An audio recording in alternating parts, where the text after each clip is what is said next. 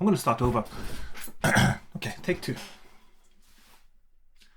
Hello, my name is Hakon, and welcome back, all you fabulous fighting fantasy aficionados, for another and quite special episode of Fighting Fantasy Gamebook Play.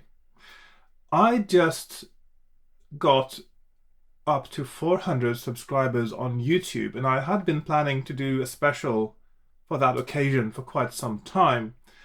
And then I realized that, as I'm recording this, over the last 2 days, I got 15 new subscribers.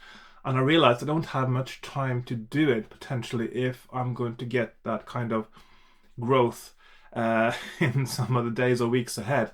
So I'm doing it today. I still haven't reached 400 as I'm recording this, but I will post this when I've reached 400.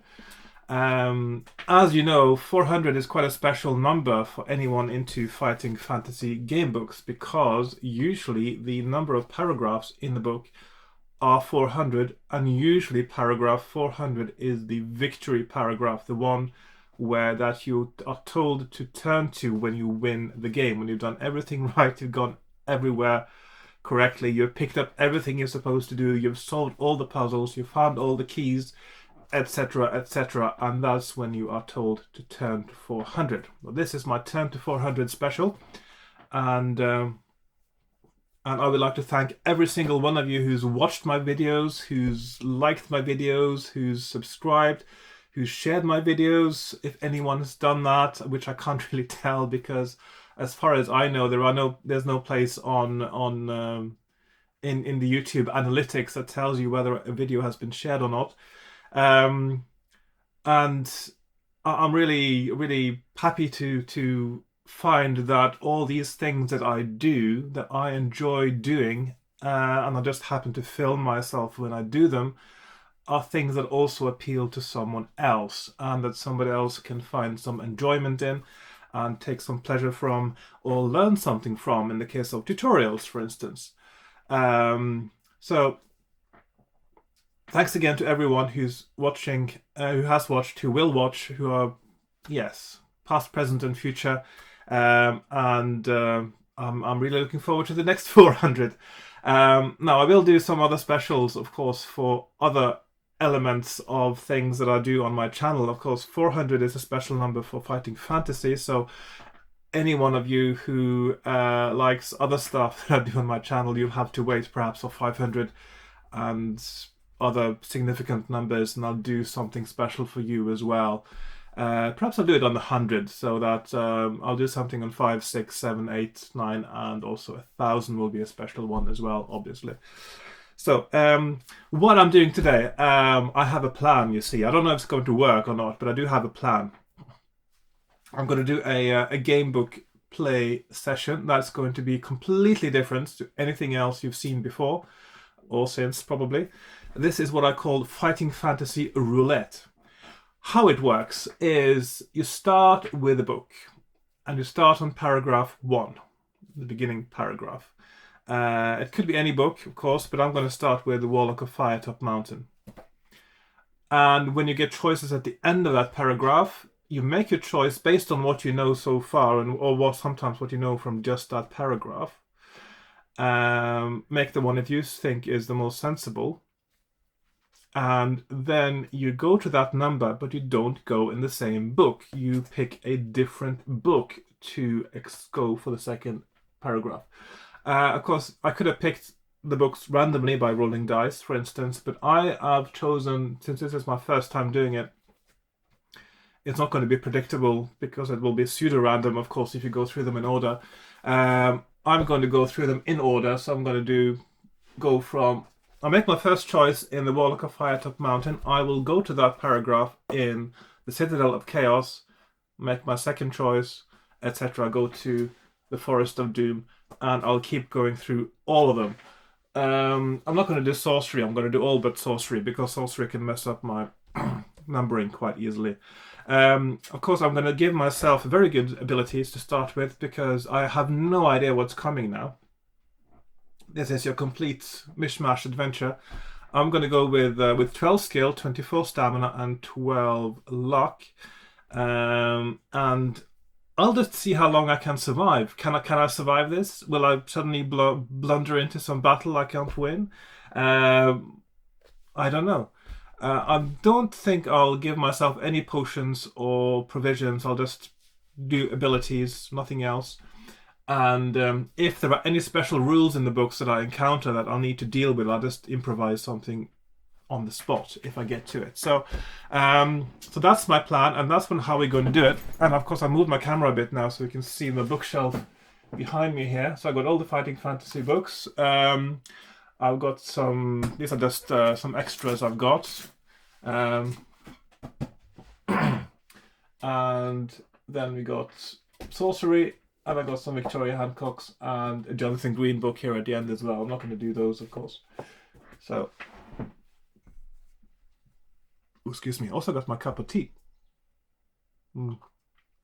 Which reminds me, I have promised some people to make a video about how to make Earl Grey.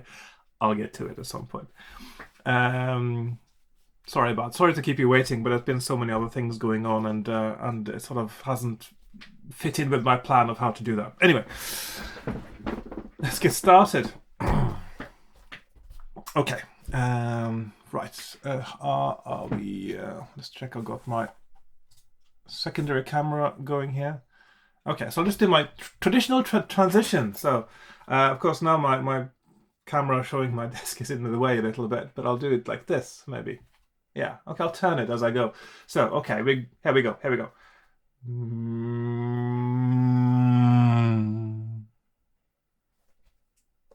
Okay, there we are. That isn't the best transition because, my webcam is. I've extended my. I used to have the webcam on a. I do have the webcam on a gooseneck, but after I extended my desk, it's been too far back, which hasn't always been ideal for making these top-down shots for videos because it's too far away from the edge of my desk, which is now just out of shot here. And so I've extended it. I've put a little wooden thing in my windowsill and moved the camera towards me, and now it's actually a little bit in the way of doing my traditional transition. Let's see, just double check. Sound is indeed rolling. Battery is full. I still haven't got a battery adapter for my sound recorder. I'll have to get one soon. I don't want to be using batteries all the time. Okay, so I've got my... What have I got here? I've got some pens, got some dice, got some paper. Although, of course, mapping this will sort of make absolutely no sense whatsoever. I'll probably just do a write down where I've been and what I've done. And, of course, I can keep that. If I ever do this again, which I'm not sure if it's even a good idea, I'll just kind of refer back to see how I did last time. I suppose... in this kind of game, it's either, I suppose you can get to 400 and win. Otherwise, it's just about seeing how long can you survive. So I've got skill, 12, stamina. Am I inside shot here? That's a bit bright, isn't it? Stamina, 24. I'll adjust the brightness down a little bit now. Can we do that? Okay, that's still too... I need to reduce the exposure by 1 notch, like so. Okay, that's better, I think. And lock 12. We have no spells, no... Well, if we get to a point in the book where we need spells, maybe I'll think of something there. Because there are possibly a few potential ways of dying in Citadel of Chaos if you don't have the right spell. Anyway. Actually, no, that's not true. The thing is, when you are selecting a spell, you're going to a different paragraph, and therefore you're not casting the spell. You're doing something completely different in a different book. So, yes, those are the stats, and I'll just try to keep track of where I'm going. So I'm going to start with FF1, that's Warlock of Hightop Mountain, and paragraph 1. And then we'll see where we go from now. Actually, I'll just do it on this. I'll just dispense with the map sheet there. Okay. So, I'm not going to do the introduction because that won't make any sense beyond paragraph 1 anyway. So we go to paragraph 1. At last your 2-day hike is over. You unsheathe your sword, lay it on the ground, and sigh with relief as you lower yourself down onto the mossy rocks to sit for a moment's rest. You stretch, rub your eyes, and finally look up at Firetop Mountain. The very mountain itself looks menacing. The steep face in front of you looks to have been savaged by the claws of some gargantuan beast. Sharp rocky crags jut out at unnatural angles. At the top of the mountain you can see the eerie red colouring, probably some strange vegetation, which has given the mountain its name. Perhaps no one will ever know exactly what grows up there, as climbing the peak must surely be impossible. Your quest lies ahead of you. Across the clearing is a dark cave entrance. You pick up your sword, get to your feet, and consider what dangers may lie ahead of you. But with determination, you thrust the sword home into its scabbard and approach the cave. You peer into the gloom to see dark, slimy walls with pools of water on the stone floor in front of you. The air is cold and dank. You light your lantern and step warily into the blackness. Cobwebs brush your face and you hear the scurrying of tiny feet. Rats, most likely. You set off into the cave. After a few yards, you arrive at a junction. Will you turn west or east? So we have our first choice. So we are going to FF2. We know that. Let's see, FF2. But are we going west or east? I'm going to go east. Yes, I think that's a good choice. Let's go east. So we're going to FF2. 278 is our next choice. Let's see what happens. So here we are.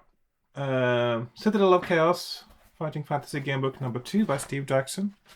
And we are going to 278.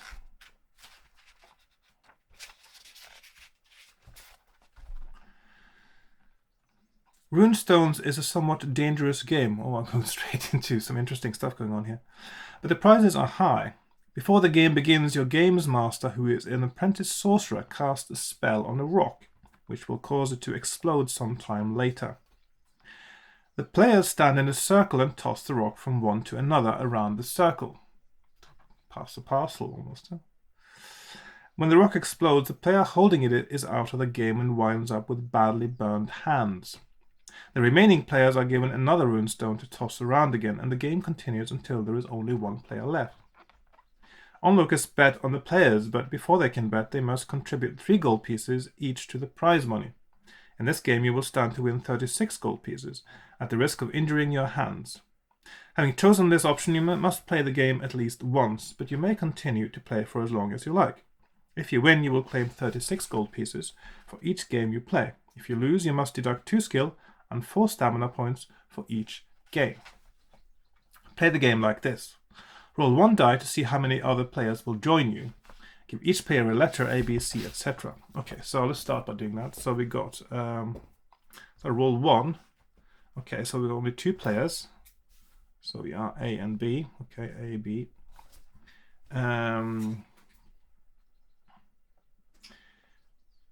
Then throw another die for each player to see who starts with a stone. Okay, so the A rolls 3, B rolls 6, so B starts with a stone. Okay. So I'm player A. Okay. Throw 2 dice for the starting player, who must throw less than 12. Move on to the next player clockwise around the circle, who must throw less than 11, etc., etc. Okay. So B starts. As soon as one player throws higher than the target number, the stone explodes. Okay. So basically, I'm rolling 12 for B now. And of course, it can't explode now. And then I'm trying to roll higher than 11. No, I'm trying to roll less than 11 for myself. So B rolls 4. And now the target is 11. And I roll 3. Okay. So I'll just, just do like so. Put in the bookmark then. So 11. Okay, so then it's 10 on B. He rolls 12. B loses. I win. Okay. So B lost. And I didn't lose skill, which would have been disastrous.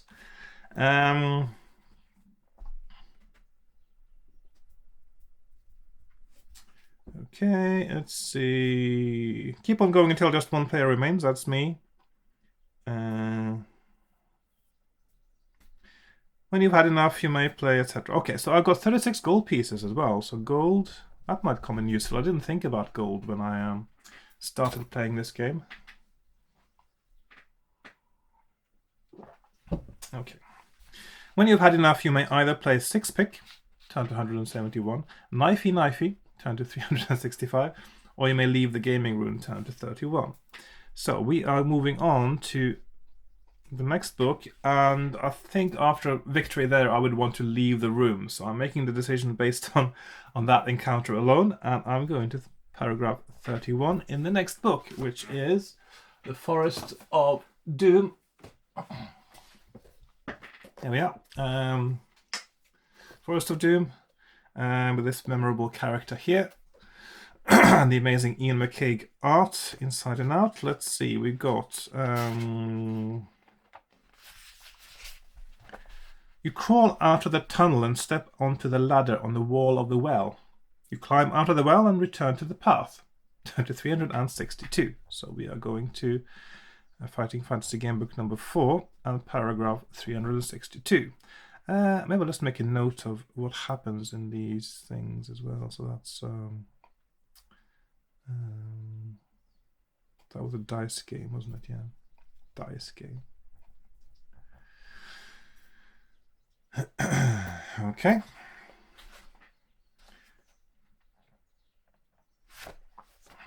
So next book, 362. So we are in Starship Traveler. We suddenly moved into a different world altogether. And does it even go that far? This doesn't even go to 362, does it?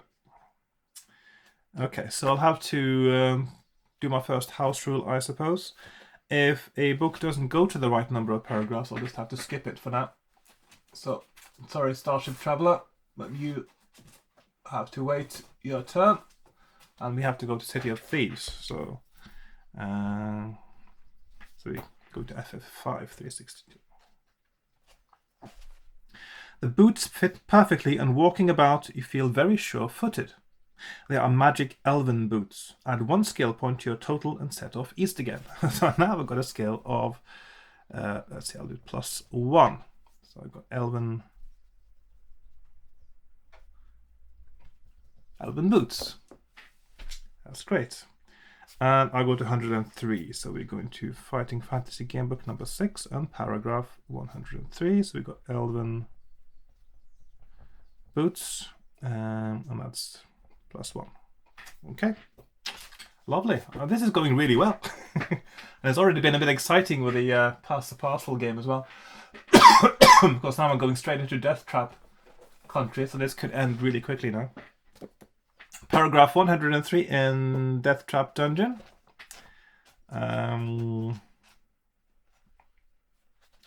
You breathe in the poisonous gas and start to choke. Lose 3 stamina points. It could have been so much worse in this book. So let's see, we got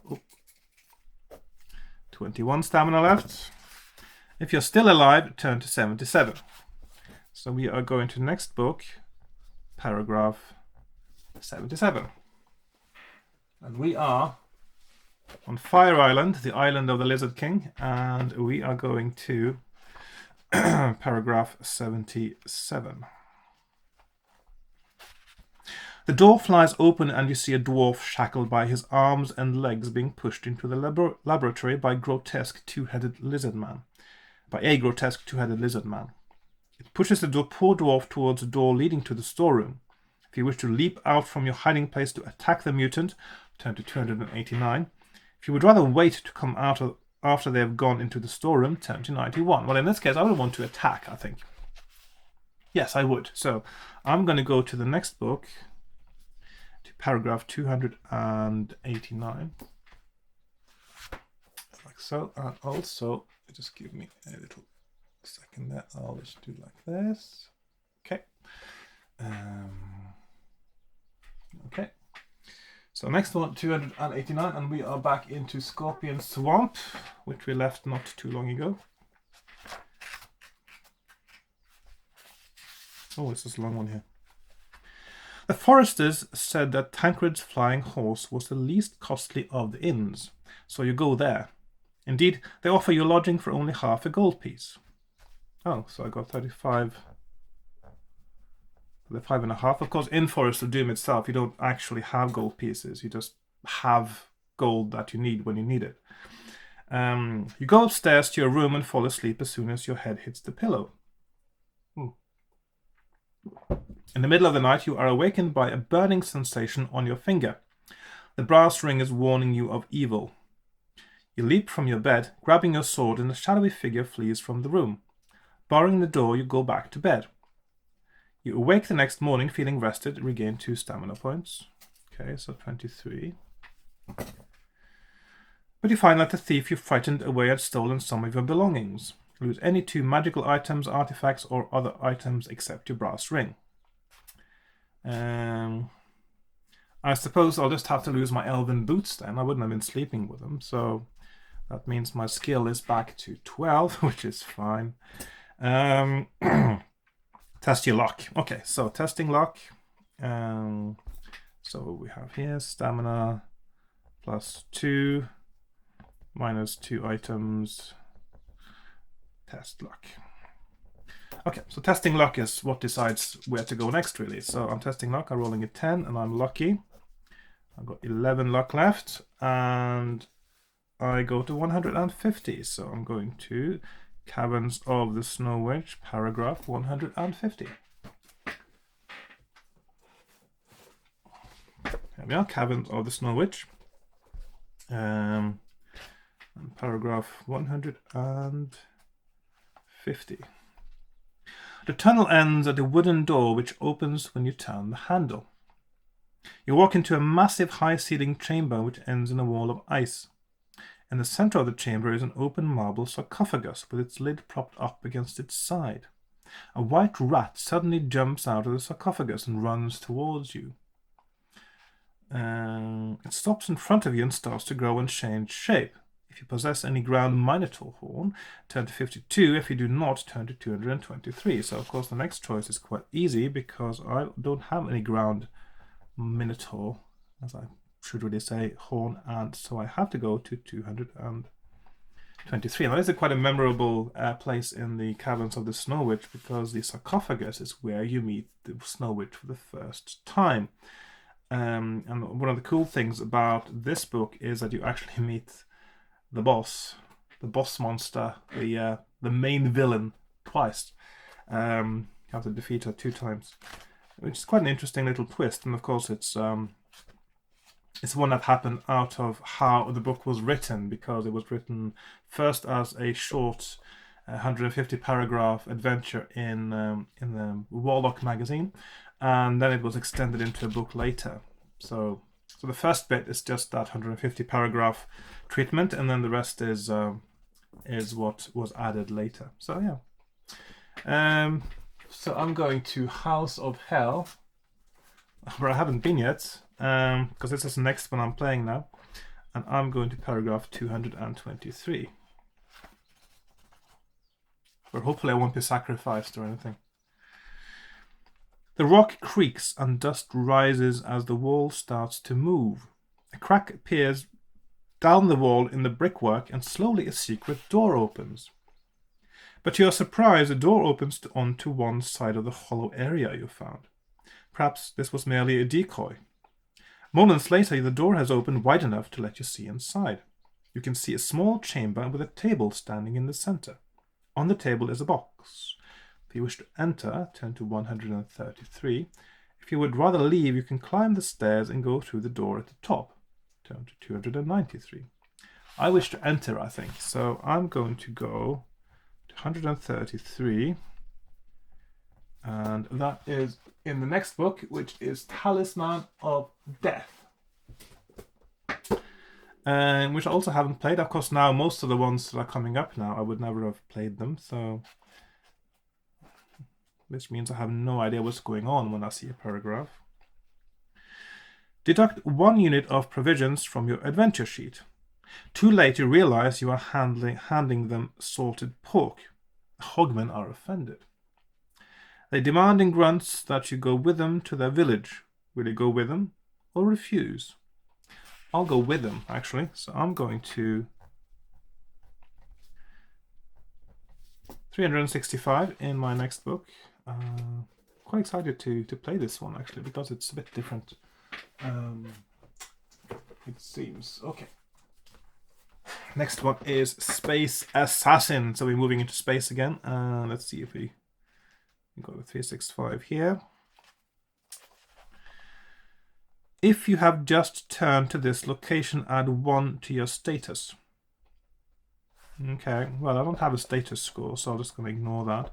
Your vehicle is at point C, facing west. After checking your status below, if you want to move ahead to point B, turn to 167. If you want to turn on spot to face south, turn to 53. Status. If status equals 4, 5, or 12, turn to 176. If it equals 3, turn to 66. If it equals 10 or 11, turn to 33. If it equals 1 or 2, I suppose it is 1 now because I just got 1 point, turn to 188. Okay, so I'm going to go with what it says here, and I'm going to gain 1 point of status, which I don't really need probably, and I'm going to go to 188 in my next book. So, okay, some interesting mechanics going on there that I'll be interested to learn more about when I get to that book. Looks like there's some kind of you can sort of travel quite freely, it sounds like, and things happen because of status indicators, which is an interesting way of doing it. Okay, 188. You stop your interceptor to examine the burning wreck. Who were these people and why did they attack you without warning? You shake your head and hit the accelerator, eager to reach your destination. You are passing a security truck and thinking about all the money inside it, which is now useless, when suddenly a voice comes through on your radio above the crackling static. It is one of New Hope's leaders. She tells you how a gang of bikers have just attacked New Hope, killing 8 people in the process. After a short battle, they were eventually beaten off. She warns you to be on the lookout for them, as they have kidnapped Sinclair, the council leader. You acknowledge the message and say goodbye. After an hour or so of driving without any further incident, you notice that your petrol gauge is dropping. The interceptor is very heavy on petrol. Stop and pour the contents of the fuel canister into the tank, realizing that you will have to find some more petrol soon. A few kilometers further, and you know your luck has really run out. There must have been a car crash at the time of the disaster, which caused a huge tailback of now abandoned cars. It is impossible to continue along the highway. You reverse back to the last exit and drive off the highway. You must decide which way to head along the road which crosses over it. If you wish to drive east, turn to 341. If you wish to drive west, turn to 66. I'll go west in this case. I can't remember what the correct thing is here. This is quite a sort of pivotal scene, I think, from this book, because when you hear that Sinclair has been kidnapped, you get a secondary mission, which is to save Sinclair as well, which I think is quite nice, because in Freeway Fighter, you can sort of complete the mission, which is to get the petrol back to New Hope, but you can also have saved Sinclair on the way, which is a bigger victory, and you might also have died on the way, because you might be able to get to the outskirts of New Hope and die from a rat bite. So I think that that's one of those things that I think that makes this quite a good book. I really like that thing about it, that it can do different things can happen, and it's quite exciting. Okay, so 66 in next book, which is The Temple of Terror, with this very charming, friendly looking chap here. Right, 66. You soon arrive outside another door. No noise comes from the other side, but when you try the handle, you find that the door is firmly locked. Will you cast an open door spell, if you're able to? Oh, there are spells in this. Try to unlock it with a golden key, if you have one, or continue walking down the corridor. So I suppose I don't have any choice now. This is it's done my choosing for me. So I'm going to go to 17. Okay. And to the sometimes maligned The Rings of Kether. And paragraph 17. Let's see what happens here. So back into space now, I presume. The track winds through the wood for a kilometer or two before breaking out into the open. You cannot see the sloop anywhere. Will you continue down this road or backtrack to the main road? I'm going to continue down this road. So I'm going to paragraph 95 of the next book. We're on 15 now, so we're going to book 16, which is the very exciting pirate-based one, Seas of Blood, where you are competing with someone else to be the best pirate. R.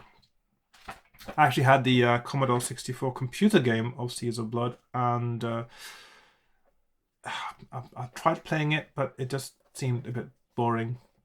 I never really got into it. I did find somewhere you could look for something, and then it wasn't very exciting. It wasn't really well made.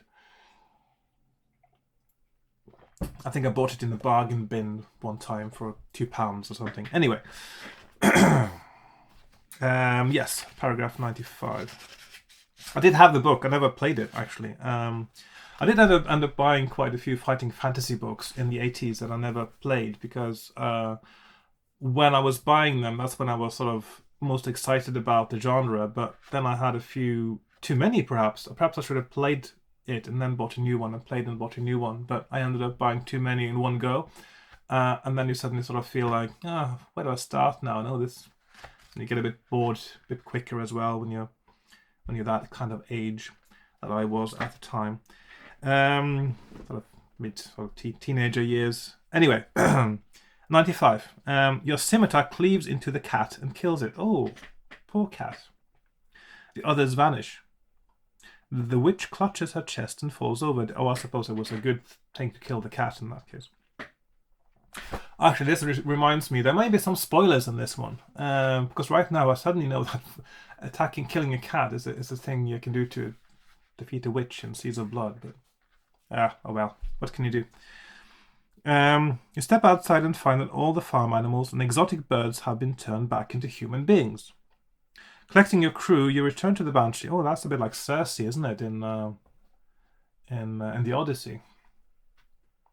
Because the Circe in the Odyssey, she turns all the crew members of Ulysses into animals, and then he's sort of trapped there for a few years. Anyway, collecting your crew, you return to the Banshee, that's the name of the ship, and set sail for Nippur.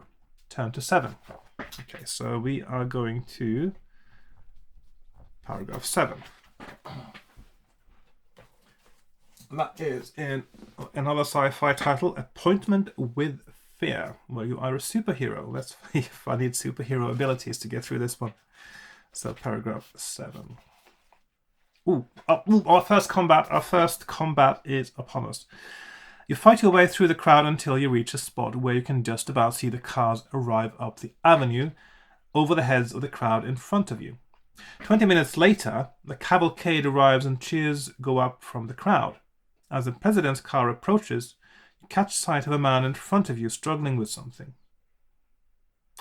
If you have a cavalcade with a president's car, it's not technically a motorcade. I'm just asking. Anyway, you catch sight of a man in front of you struggling with something. His hand comes free. He is holding a gun and is preparing to point it at the president. You are in your street clothes and cannot use your superpowers, but you must do something to prevent the man getting a shot at the president. You leap on him from behind. Assassin, skill 7, stamina 6. After the second round of combat, turn to 359. So I'm going to 359 regardless now. After this. But first, we are fighting 2 rounds of battle. And I've got a skill of 12. He's got a skill of 7. So here I've got a 5-point advantage. So he rolls a 9. I roll 5. So that means I hit him once. He rolls 8. And I roll 2, and that is means that he actually hits me, and I'm down to 21 stamina. And that was those 2 rounds, and after that it is 359. But in a different book, I'm going to Rebel Planet. Yes, a thrilling futuristic adventure in which you are the hero. And I will go to 359 in this one.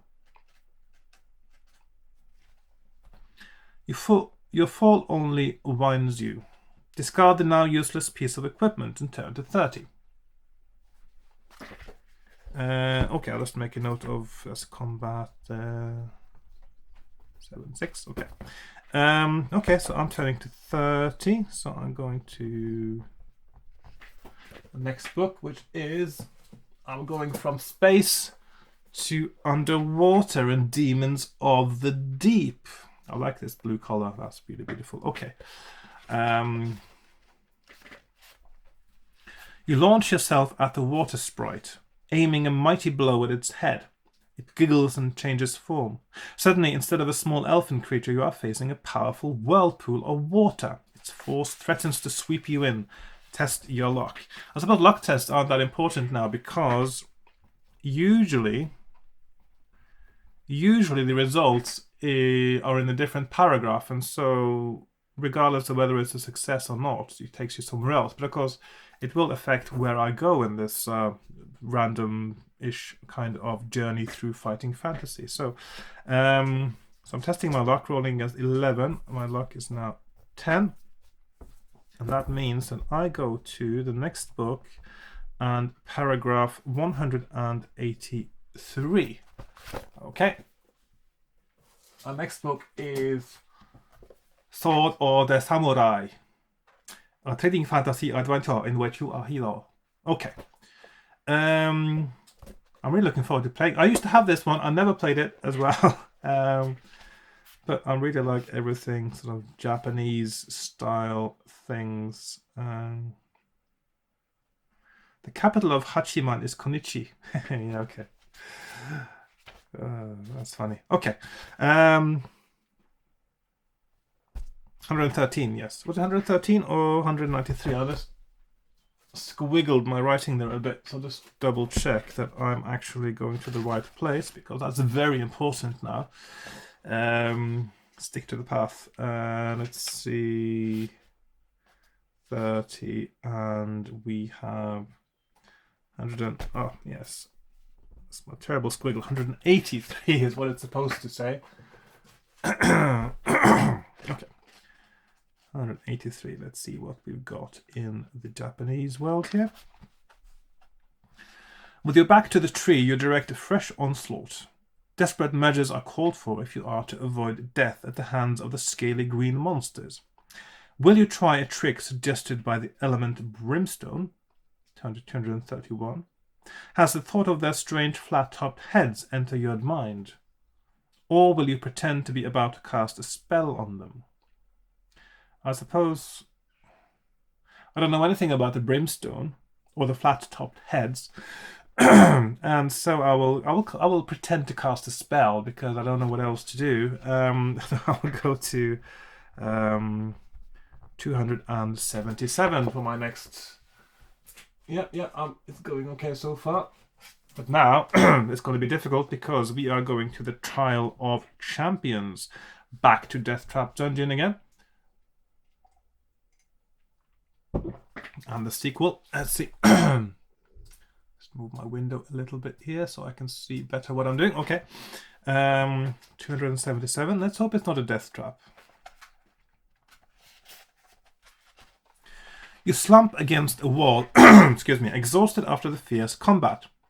The gauntlet's power is gone with the death of the Lich Queen, and you are able to pull it off and cast it aside. But the traumatic experience has left its mark. You lose 1 skill point. So my skill is now 11. When your limbs finally stop trembling, you walk over to where the Lich Queen is lying and notice that she is wearing a gold ring on one of her bony fingers. You prise it off and drop it into your leather pouch. So I've now got 1 gold ring. Gold ring. which might mean different things in different books, but I might come across a gold ring again, so... Slowly you walk to the door and decide which way to head. If you wish to go right, turn to 285. If you wish to go left past the T-junction, turn to 227. I want to go right. So I'm going to 285. Okay, so at the moment my skill is 11, my stamina is 21, and my luck is 10. It's going gradually down, and we are going back into space, so to speak, to the Transformers style, or whatever other stories use big fighting robots. Robot Commando. Okay. And we are going to 285. You realize that a flying robot is the wrong type for jungle exploration. What will you do? Transform your robot into a walking shape if you can and enter the jungle. So yeah, so like Transformers then. Leave the city or explore the city. Well, I always like exploring the city, so I'm going to explore the city and go to 366. So we have 366. So you got dinosaurs, you got robots. What more do you need? Instant bestseller, isn't it? Okay. And we are going to Masks of Mayhem. Yep, well, quite an interesting and weird looking cover there. Looks like an earth or stone elemental or something. And we are going to paragraph 366. Excuse me. You leap back in time to avoid the door. Will you go through it into a dark tunnel, or try the stone door, or the wooden door? I think at this moment, I'd rather go for the wooden door. So I'm going to go to 32. So we are going to paragraph 32 in Creature of Havoc. Very thick book, actually. Let's see if we've got a long paragraph coming up.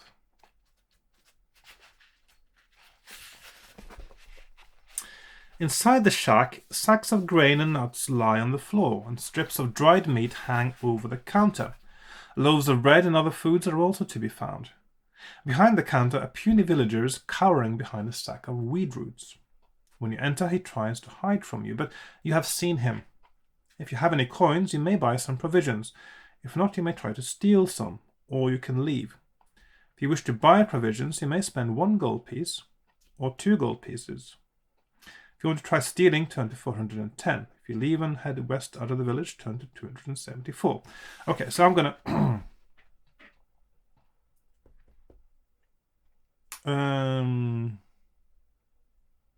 Oh, there's a 410 there as well. I'm not going to do that one. Okay.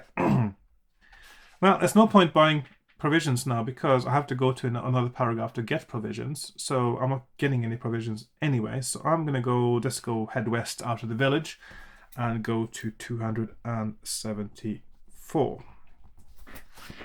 So there we are. And we're going to Nightmare Castle. Right. So 274. You step out of the mirror into Sinyachaz's chamber and come face to face with Sinyachaz herself. Both of you stand frozen with shock for several moments. Since she is as surprised to see you emerging from a magic portal as you are to meet a woman you killed only minutes ago, your mind fumbles for an explanation, and you reach a conclusion which is in fact close to the truth.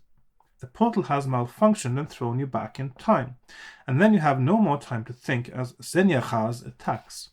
Return to 160 and relive your past.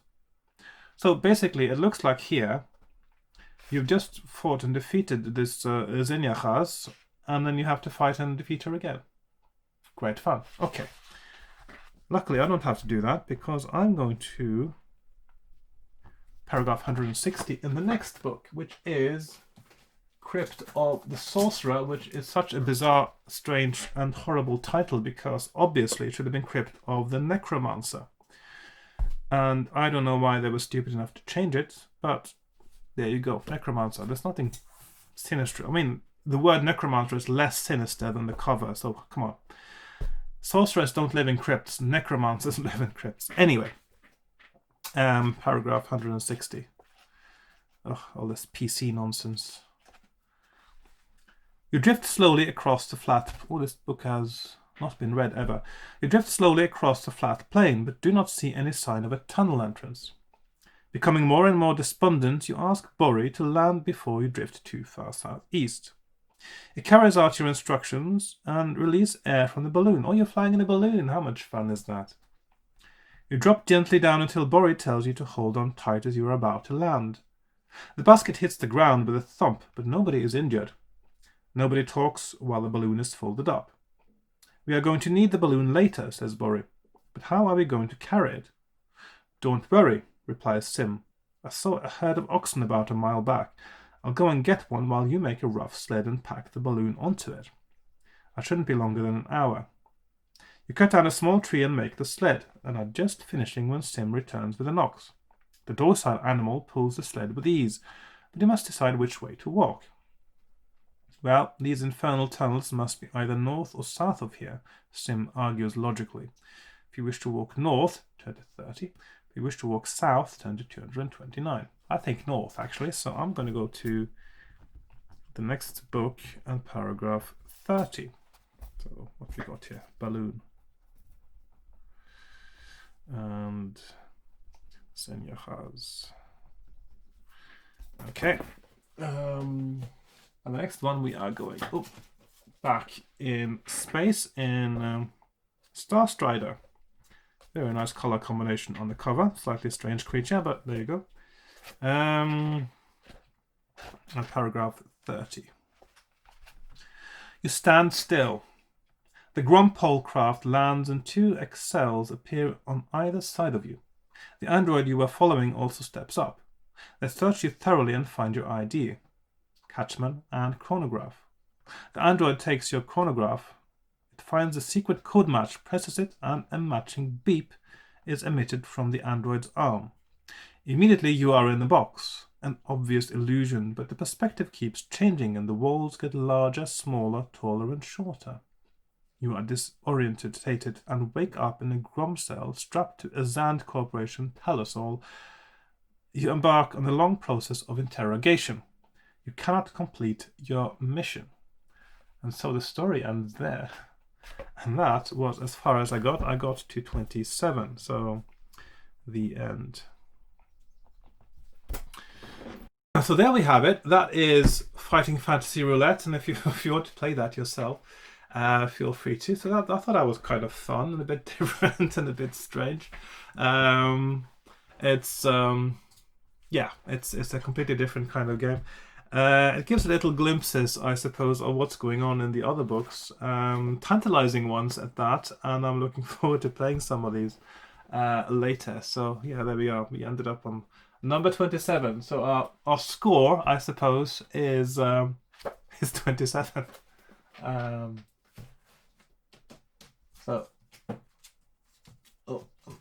just tidy my books a little bit here because now they're a bit askew. Okay. It looks a little bit neater. There we are. So yeah, that's my Fighting Fantasy Turn to 400 game book playing special. A little bit shorter than I expected, to be honest, but it could have been a lot shorter. But those were the rules, and those I played by them, and that's where I ended up. So maybe I'll try it again and see if I fare better next time. I guess to make sure that you don't end up going the same path, I suppose you could start with a different book. For instance, I could now start with 28 where I left off, or sort of or 27 where I left off next time.